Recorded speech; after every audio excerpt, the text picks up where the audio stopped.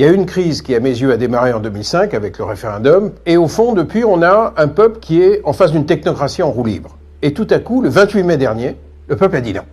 Le 28 mai dernier, l'Assemblée nationale a voté l'abrogation des ZFE.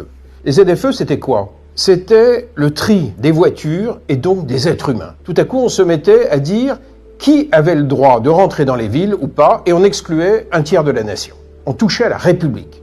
Donc c'était une crise beaucoup plus fondamentale qu'il n'y paraissait, avec en plus un mépris absolu, parce que personne n'avait calculé combien d'argent le peuple allait perdre, puisque les voitures classe 3 et 4 n'étaient plus vendables. Et ça portait sur des milliards.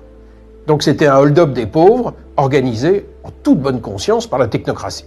Ça a l'air de ne concerner que les ZFE, mais en fait, c'est une victoire populaire considérable. En fait, le peuple vient de gagner contre la technocratie. On a imaginé une écologie jacobine, technocratique, qui fonctionne par des normes. Et en réalité, derrière tout ça, on a imaginé une écologie pour quelques pourcentages de la population française qui peuvent payer les DPE, des voitures électriques à 50 000 euros, des courses bio. C'est tout ce schéma-là que l'on va remettre en question, en pariant sur la subsidiarité, l'intelligence du terrain, des solutions adaptées aux citoyens. Premier combat, les ZFE. On les fait tomber. Deuxième combat, la PPE, la loi qui organise notre univers énergétique pour les 10 prochaines années. Elle va engager, si on ne s'y oppose pas, 300 milliards d'investissements que vous paierez, que les gueux paieront sur leur facture d'électricité qui va doubler en euros courants.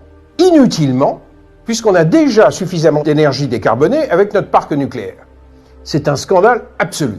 Ensuite, on touchera au DPE, autre scandale qui est en train de réduire à néant l'offre locative. Le peuple ne peut plus se loger. Sujet par sujet, on va oublier l'approche normative, on va la faire tomber et trouver des solutions à partir du terrain avec les maires.